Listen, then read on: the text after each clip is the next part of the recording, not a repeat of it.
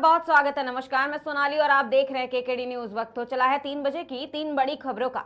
रुक करते हैं पहली खबर की ओर। लोकसभा चुनाव से पहले पीएम मोदी तैयारियों में लगे हुए हैं, जिसके लिए लगातार दौरा भी कर रहे हैं। बता दें, प्रधानमंत्री नरेंद्र मोदी झारखंड धनबाद पहुंचे हैं, जहां उन्होंने सिंदरी में कई रेल परियोजनाओं को हरी झंडी दिखाई है। इस दौरान प्रधानमंत्री नरेंद्र मोदी ने कहा कि आज यहां सिंदरी उर्वरक कारखाने का लोकार्पण किया गया है। मैंने संकल्प लिया था कि सिंदरी के इस खास कारखाने को जरूर शुरू करवाऊंगा। ये मोदी की गारंटी थी और आज ये गारंटी पूरी भी हुई है। साथ ही प्रधानमंत्री नरेंद्र मोदी ने ये भी कहा कि पिछले 10 सालों में हमने जनजातीय समाज, गरीबों, युवाओं और महिलाओं को अपनी सर्वोच्च प्राथमिकता बना करके झारखंड के लिए काम किया है। वहीं हमें 2047 से पहले अपने देश को विकसित बनाना है। आज भारत दुनिया की सबसे तेजी से आगे बढ़ने वाली अर्थव्यवस्था में से एक है। कल ही अर्थव्यवस्था के जो आंकड़े आए हैं वो बहुत ही उत्साह भरने वाले हैं। वहीं प्रधानमंत्री नरेंद्र मोदी ने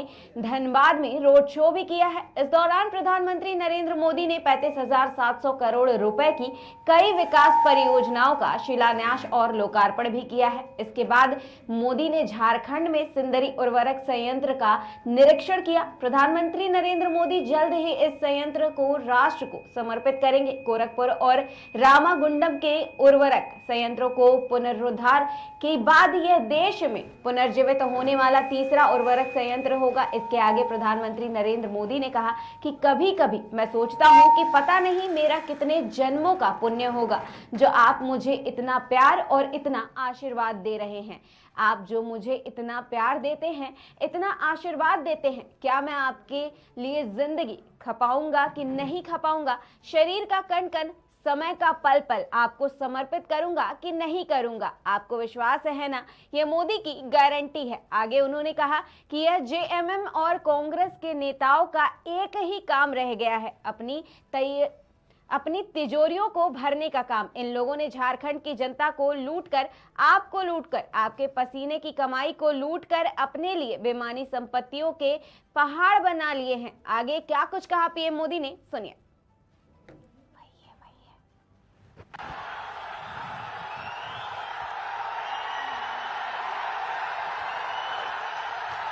कभी कभी मैं सोचता हूं कि पता नहीं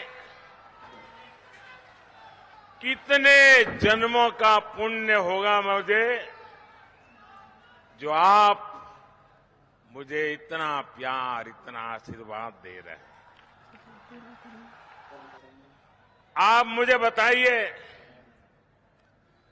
आप जो मुझे इतना प्यार देते हैं, इतना आशीर्वाद देते हैं, क्या मैं आपके लिए जिंदगी खपाऊंगा कि नहीं खपाऊंगा? आपकी भलाई के लिए जीऊंगा कि नहीं जीऊंगा? शरीर का कण कण, समय का पल पल आपको समर्पित करूंगा कि नहीं करूंगा? आपको विश्वास है ना? यही मोदी की गारंटी है। आज झारखंड को 35,000 करोड़ रुपए से अधिक की योजनाओं का उपहार मिला है। मैं अपने किसान भाइयों को, मेरे आदिवासी समाज के लोगों को और झारखंड की जनता को इन योजनाओं के लिए बहुत बहुत बधाई देता हूं। साथियों, आज यहां सिंदरी उर्वरक कारखाने का लोकार्पण किया गया है। मैंने संकल्प लिया था कि सिंदरी के इस खाद कारखाने को जरूर शुरू करवाऊंगा। ये मोदी की गारंटी थी और आज ये गारंटी पूरी हुई है। बीते 10 वर्षों में हमने जनजातीय समाज, गरीबों, युवाओं और महिलाओं को अपनी सर्वोच्च प्राथमिकता बनाकर झारखंड के लिए काम किया है। साथियों, हमें 2047 से पहले अपने देश को विकसित बनाना है। आज भारत दुनिया की सबसे तेजी से आगे बढ़ती अर्थव्यवस्था वाले देशों में है। आपने देखा होगा कल ही अर्थव्यवस्था के जो आंकड़े आए हैं वो बहुत ही उत्साह भरने वाले हैं। भारत ने सारे अनुमानों से और बेहतर प्रदर्शन करते हुए अक्टूबर से दिसंबर के क्वार्टर में 8.4%, 8.4% की विकास दर हासिल करके दिखाई है।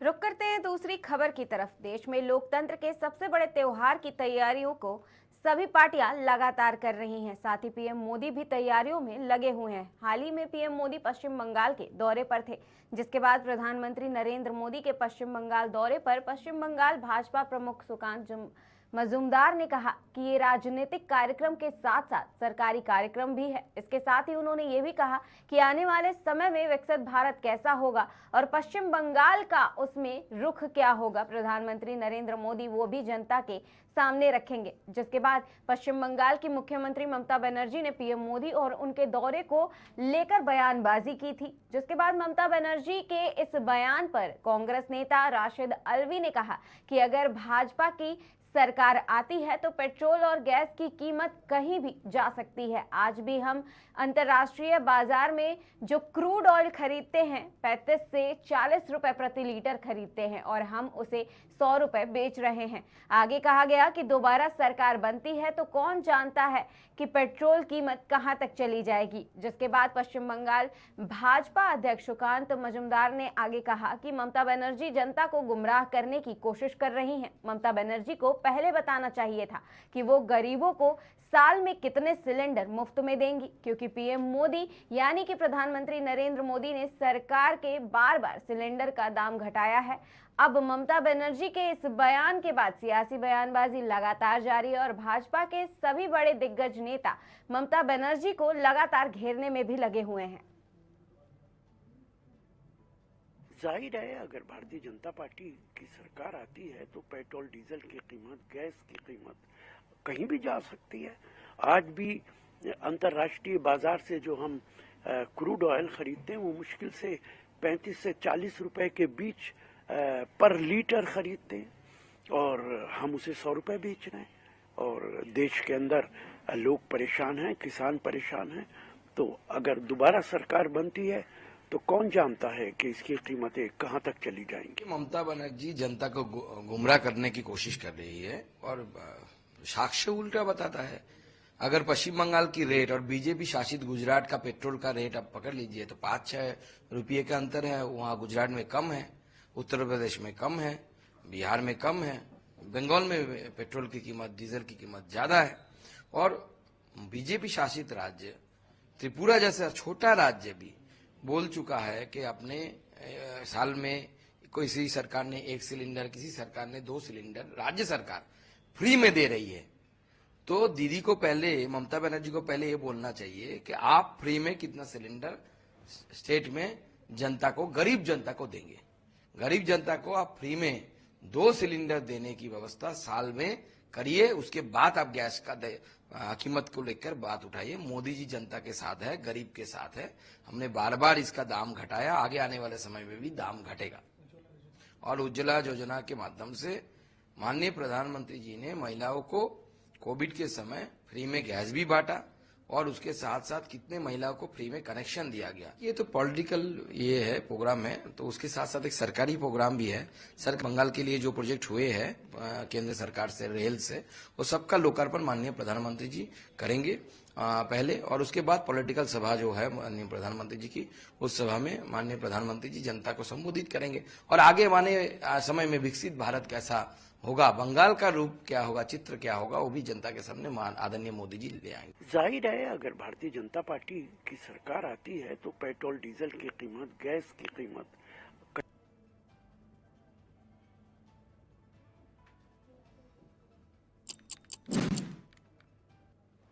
रुक करते हैं अंतिम और तीसरी खबर की ओर। लोकसभा चुनाव 2024 में ज्यादा वक्त नहीं बचा है। ऐसे में देश में राजनीतिक सरगर्मियों को लगातार बढ़ते हुए भी देखा जा रहा है।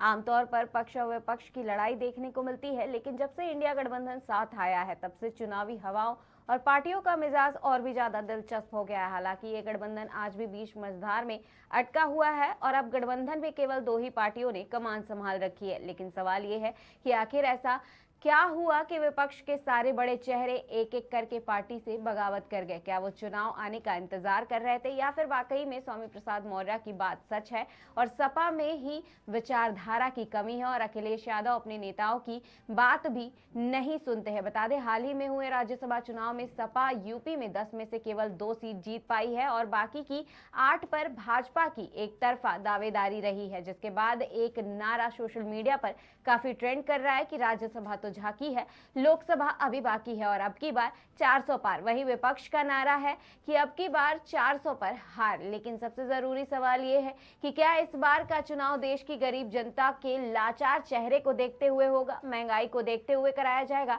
या फिर युवा अधिकार को देखते हुए कराया जाएगा? सबसे जरूरी बात एक और ये भी है कि देश की जनता किन मुद्दों पर मतदान कर रही है। इस पर अधिक जानकारी के लिए हमारे साथ हमारी संवाददाता अर्चना ने एक रिपोर्ट तैयार की है। देखिएगा ये रिपोर्ट। यहाँ पे सबसे पहले अवैध लोग हटाए जाए दारू सपा के पहले। मोदी में इतनी ताकत है, वो तो निर्लज इंसान है। हम तो ये कहते हैं पगला गए हैं, बस केवल जो है मेंटली सर्टिफिकेट जो है उनका बना दिया जाए। अवैध तो अवैध होता है, चाहे कहीं हो कोई भी।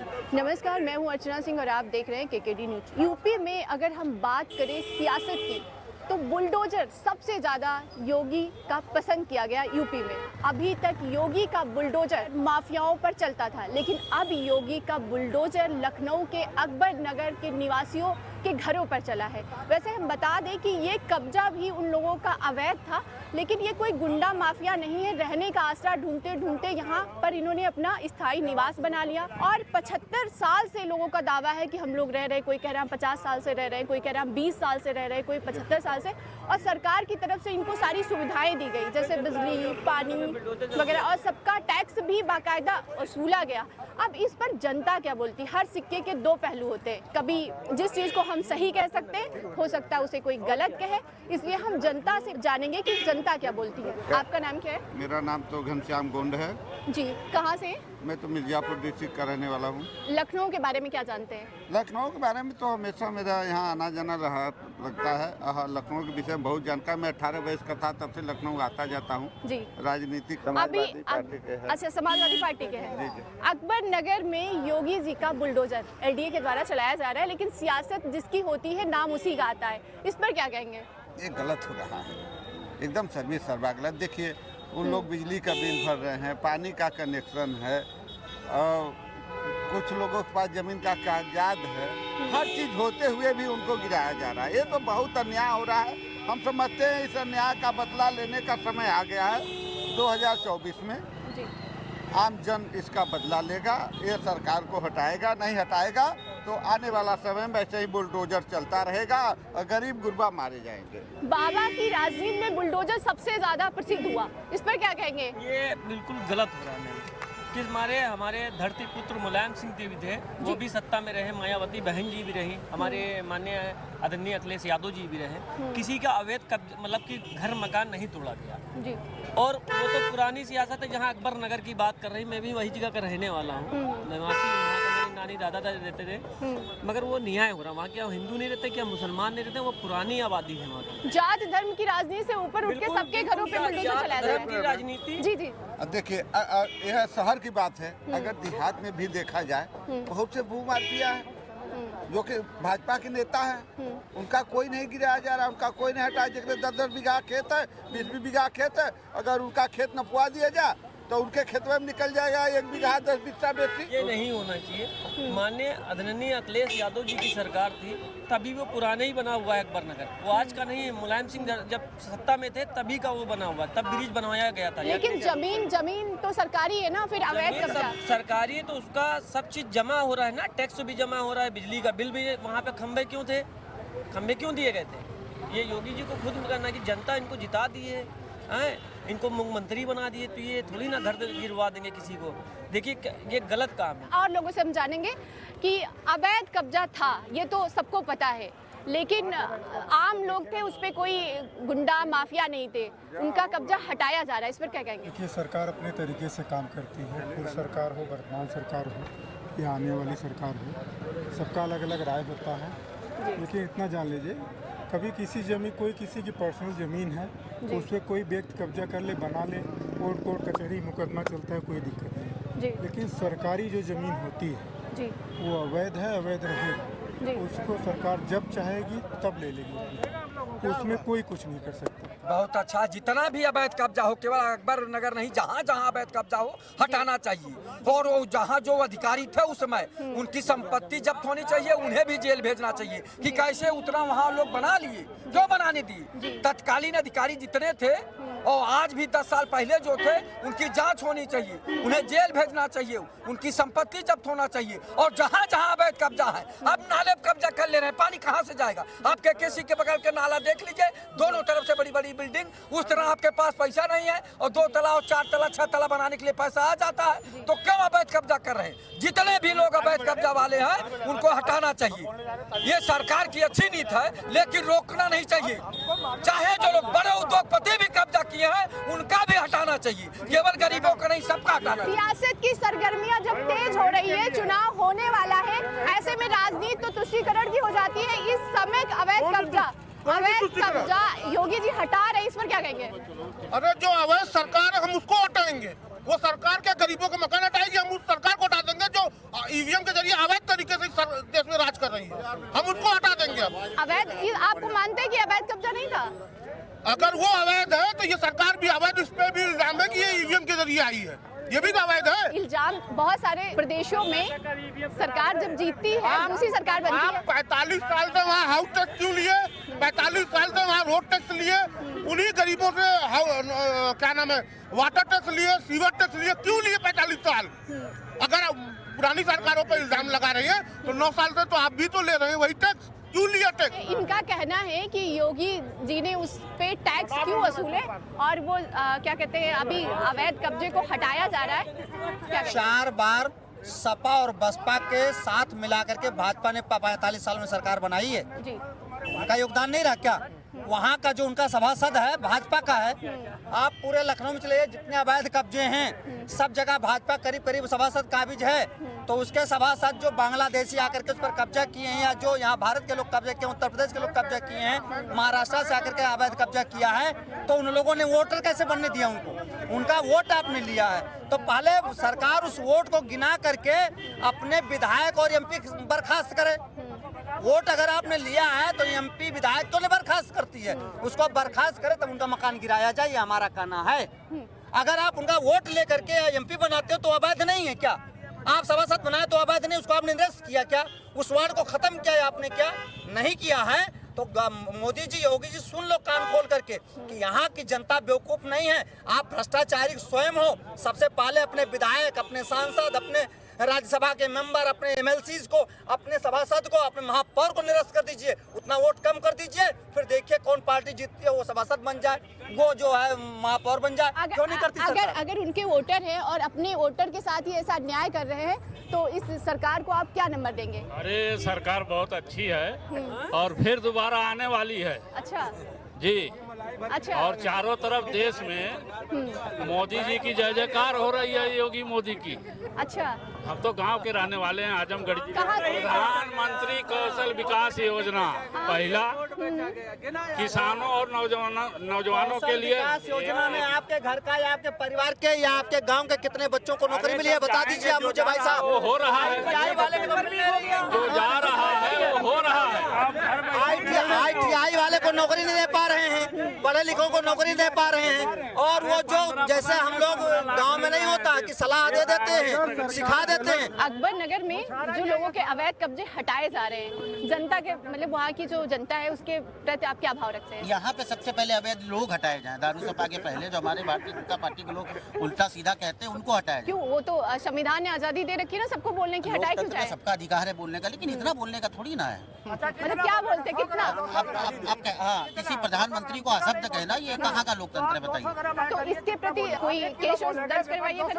बिल्कुल होनी चाहिए, 2 बार FIR होनी चाहिए इनके खिलाफ, 3 बार होनी चाहिए। इनका राशन कार्ड निरस्त होना चाहिए, इनकी नेशनलिटी इनको वापस भेजना चाहिए जहाँ से आए। आई थिंक ये कभी को खालिस्तान। आपके बारे में ये कह रहे हैं कि आपके ऊपर FIR दर्ज होनी चाहिए। बिल्कुल होनी चाहिए, बिल्कुल होनी चाहिए, मगर मोदी में इतनी ताकत है, वो तो निर्लज इंसान है। वो जब किसानों से भागता है, वो सुनिए, वो जब किसानों से भागता है, वो जब मीडिया से भागता है, वो जब रसद से भागता है, वो नौकरी पेशे वालों से भागता है, तो मुझे क्या पकड़ेगा और मेरे पे क्या FIR करेगा। सबसे ज्यादा तो मोदी जी ही बोलते हैं। उनसे मुकाबले में तो कोई झूठ बोल ही नहीं सकता, ये सब जग जाहिर है भाई। हम तो कह तो रहे हैं, अभी कल 84 किलोमीटर बिना ड्राइवर के ट्रेन मालगाड़ी चली है। तो प्रधानमंत्री ने रातों रात सोच लिया कि हम तीनों नौकरियां खत्म कर देंगे, एक ड्राइवर की, एक सह चालक की और एक गार्ड की। क्या जरूरत है इन तीनों की? जब साला 84 किलोमीटर में कोई दुर्घटना नहीं हुई, तो दुर्घटना नहीं हुई तो क्या जरूरत है सालों को रखने की, ड्राइवर, सह ड्राइवर और गार्ड को रखने की क्या जरूरत है? ये कैसा मैजिक था कि मालगाड़ी चल चुकी?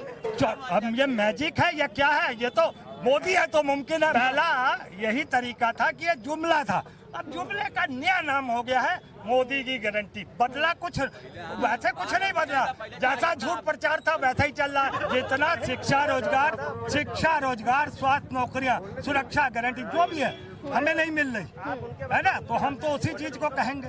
तो ये है मोदी की गारंटी। लेकिन जनता फिर से यूपी में योगी सरकार को ले आई, इस पे क्या कहेंगे? मैं यूपी का हूँ, 2022 में भी और 2017 में भी आपको पता है सारी चीजें। 2014 की मैं शुरुआत करूं तो हरियाणा में हिंदू और मुसलमानों किसानों को लड़ाया, 15 लाख का झूठा वादा, 2 करोड़ नौकरियां। पूरी बात सुन लीजिएगा, 14 में ये इस तरीके से आए और 2019 में 42 जवानों का कातिल आज देश के पे निजाम बन के बैठा हुआ है, जिसका नाम है नरेंद्र मोदी। अब वो चाह रहा है नरेंद्र मोदी कि बॉर्डर पर किसान और जवानों के बीच में झगड़ा हो जाए और 10-20 इधर मर जाए, 10-20 उधर मिल जाए, ताकि मैं फिर एक बार मौतों पर सियासत कर सकूं। जिस तरीके से मैंने 2019 में 42 जवानों के कत्ल के बाद अपनी सेना तैयार करी थी, अपनी सरकार बनाई थी, एक इस बार फिर जवान और किसान दोनों तरफ से मारे जाए और ये निर्लज इंसान नरेंद्र मोदी उन्हीं लाशों पर 2024 की सत्ता रखेगा। जनता को लगता है योगी सरकार बेस्ट, मोदी सरकार बेस्ट, इस पे क्या कहेंगे? जनता से क्या कहेंगे? अब जनता के आप आज के हालात देखो, मैंने बता दिया 2014 में कैसे आया, 2019 में कैसे आया और अब कैसे नहीं आएगा मैं बता रहा हूँ। शिक्षा, रोजगार, स्वास्थ्य, नौकरियां, महंगाई, सुरक्षा, इस पर अगर 14 सालों से बात हुई हो या कोई भी मोदी का आदमी या कोई भी अंधभक्त मुझ पे जवाब दे दे इन सब बातों पे, हाँ ये जरूर है, रोजगार हुआ, सबका साथ हमने दिया, सबका विश्वास हमने दिया, मगर हमारा विकास नहीं विनाश हुआ 10 सालों में। सबका साथ हमने दिया मोदी को, सबका साथ हमने दिया मोदी को, मगर हमें क्या मिला? विकास के बदले हमारा विनाश हुआ है, विकास नहीं हुआ। क्या लगता है इस बार आप क्या की बात है? अगर देश की जनता मूर्ख है तो इस मूर्ख राजा को फिर से एक बार दमका पहनाएगी। देश की जनता मूर्ख है, अकेले ये नहीं है। हम तो ये कहते हैं पगला गए हैं, बस केवल जो है मेंटली सर्टिफिकेट जो है इनका बना दिया जाएगा। अगर कहीं पे हॉस्पिटल चले गए, जैसे मेंटल डिपार्टमेंट डॉक्टर के पास चले गए तो टोटली 99% रिपोर्ट मेंटल इनका रिपोर्ट बन जाएगा। ये जो है विपक्ष के लोग हैं और विपक्ष होता है तभी मजबूत होते हैं। विपक्ष अगर हमारा विरोध करता है, विपक्ष आवाज उठाता है, विपक्ष हमारी हर नीतियों का विरोध करता है, तभी वो हमारे ये नहीं जानता वो हमको मरहम लगाने का काम। वो इनके किए हुए हर बातें, हर विपक्ष की बातें ये हमको गरियाते भी हैं, तो भी वो हमारे लिए मरहम है भारतीय जनता पार्टी के लिए। और हम चाहते हैं इन जैसे एक नहीं 1000 विरोधी पैदा होंगे तो हमारे 1 लाख लोग भारतीय जनता पार्टी में जुड़े। अकबर नगर में लोगों के जो मकान गिराए जा रहे हैं, अवैध कब्जे को हटाया जा रहा है LDA के द्वारा, उस पर क्या कहेंगे? देखिए, तो गवर्नमेंट की नीति चली रही है, बिल्डोजर चली रहा है सब जगह, लेकिन जो है गरीबों का भी ध्यान रखना चाहिए। आप जब उनका वो काफ़ी लंबे समय से लोग वहाँ पर रह रहे हैं अब उनके पास कोई ऐसी व्यवस्था नहीं है जो अपने बर्तन उठा के यहाँ से वहाँ रख ले। अब उनकी भी तो व्यवस्था पहले सरकार को करनी चाहिए ना। इसका भी मैनेजमेंट देखना चाहिए। गवर्नमेंट को किसी व्यक्ति को बेघर करने का अधिकार नहीं है सरकार को। सरकार को पहले उसकी व्यवस्था करनी चाहिए, फिर वहाँ से वो जगह खाली करानी चाहिए। लेकिन कहीं ना कहीं वो लोग गलत थे, उन्होंने अवैध कब्जा कर रखा था, इस पर क्या कहेंगे? तो मान लें गलत कब्जा तो कोई करता ही है। जब पहले तो संपत्तियां ऐसी पड़ी हुई थी, उनका कोई विवरण था नहीं। जब विवरण नहीं था और जहाँ पे बसा बेचारा गरीब गुरबा आदमी बस गया, और जहाँ पे भी उन्होंने थोड़ा बहुत कब्जा किया और बना लिया अपना, बड़ी मुश्किल तक बना पाए। नदी नालों की जमीनों पर सरकार संज्ञान ले इस बात का। नदियों की कई 100 बीघा, हजार बीघा जमीन बड़े बड़े साहूकारों ने दबा रखी है, उनको भी तो छुड़वाया जाए। सिर्फ यह गरीबों के घरों पर बुलडोजर चलेगा। योगी जी का कहना है कि अब हम आए हैं तो धीरे धीरे चीजें सॉल्व करेंगे, क्योंकि बहुत पुरानी चीजें जो थी अभी समय लगेगा उसको सुधारने में। क्या कहेंगे? देखिए, हमारे जो आदित्यनाथ योगी जी है, उनका कहना है कि सीधे सीधे डायरेक्शन है कि अगर कोई किसी ने अवैध कब्जा किया है किसी गरीब आदमी ने, तो पहले उसकी व्यवस्था की जाए। अगर व्यवस्था नहीं होती है तो उसे वहीं का वहीं जिस कंडीशन में उसे वहीं छोड़ दिया जाए। पहले उसकी व्यवस्था करेंगे, उसके बाद हम उस पर कब्जा उठवाएंगे। दूसरा, जितने यहाँ पर उद्योगपति हैं उन्होंने अवैध कब्जा कर रखे, उन पर क्यों बुलडोजर चल रहा है? यहाँ पे तो कोई ऐसी व्यवस्था की नहीं सरकार ने, सीधे बुलडोजर चला रही है। तो ये अकबर नगर की मैं बात कर रही हूँ। सीधा सीधा अकबर नगर में गलत हो रहा है। योगी जी ये कह रहे हैं कि सबसे पहले हम लोग व्यवस्था करेंगे। वो कहाँ है? वो व्यवस्था करे। हम सरकार से आह्वान करते हैं कि सबसे पहले उन गरीब लोगों की व्यवस्था की जाए जो वहाँ पर है, उसके बाद उनके ऊपर बुलडोजर चलाया जाए जो मकान है। वो लोग 75 साल से लगभग वहाँ पे रह रहे हैं। मतलब कुछ लोग कह रहे हैं 50 साल से रह रहे हैं, कुछ लोग 75 साल से रह रहे हैं। तो अभी तक किसी सरकार ने ये एक्शन नहीं लिया। योगी सरकार में इतना दम है, एक्शन लिया, इस पर क्या कहेंगे? देखिए, एक्शन जो भी गलत है उनके खिलाफ हो रहा है। अवैध को अगर देंगे तो यहीं लगा के लोग टेंट बैठ जाए। वैसे तो अगर सब कब्जा करने लगे तो फिर सारा कुछ अवैध ही चलेगा। अगर सरकार सख्त नहीं होगी तो जाहिर सी बात है कानून व्यवस्था का उल्लंघन सब करेंगे। जी, सख्ती बरतनी पड़ेगी, चाहे वो बड़ा हो या छोटा हो। नियम का पालन तो कराना पड़ेगा। सोचना चाहिए था खुद लोगों को कि हम क्यों ऐसी जगह पे आ रहे हैं जो सरकार की जमीन है। लेकिन एक बात यहाँ पर ये भी निकल के आ रही है कि इतने दिन से वो हाउस टैक्स, वाटर टैक्स वगैरह भी पे कर रहे थे, बिजली का टैक्स दे रहे थे, उस पर क्या कहेंगे? गलत तरीके से कराए थे उन्होंने, अवैध तरीके से, गलत तरीके से कराया था। अब जब सही परिणाम आया तो भाग रहे हैं लोग। अभी हमने अकबर नगर के निवासियों के घरों को गिराए जाने के मुद्दे पर जनता की राय जानी, जिसमें जनता का साफ तौर पे कुछ लोगों का कहना है कि योगी सरकार के कार्यकाल में जो ये अवैध कब्जे हटाए जा रहे हैं वो बिल्कुल सही है, क्योंकि जो अवैध है वो पूरी तरीके से अवैध है। लेकिन वहीं कुछ लोगों का ये भी कहना है कि ये गरीब लोग थे, इनके कब्जे को इस तरह से हटाना सरकार अनुचित कार्य कर रही है, सरकार को ऐसा नहीं करना चाहिए। इसमें एक वही दोषी नहीं है क्योंकि उनका हाउस टैक्स, वाटर टैक्स वगैरह सब लिया गया है, तो इसके लिए उस समय के अधिकारी कर्मचारी भी जिम्मेदार है। मैं Archana Singh, KKD news channel से, कैमरा पर्सन सत्येंद्र के साथ। यहाँ पे सबसे पहले अवैध लोग हटाए।